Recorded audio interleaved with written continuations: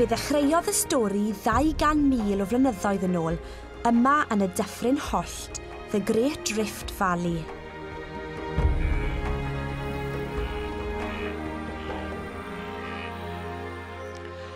Y gwir yw yn bod ni gyd yn perthyn i'r un teulu. A theulu o Affrica yw hwnnw. Dwi yma yn Tanzania i gwrdd â llwyth yr Hadza. Mae ganddyn nhw gysylltiad arbennig iawn gyda genesis dynoliaeth.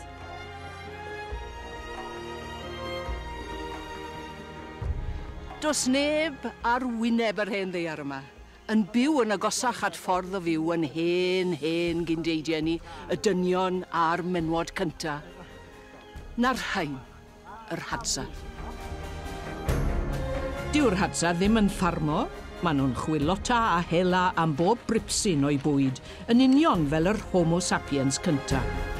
A gyda dim byd mwy soffistigedig na bwa a saeth yn arfer, mae eisiau bod yn ffit i oroesi ac i ddal land ar mwnci.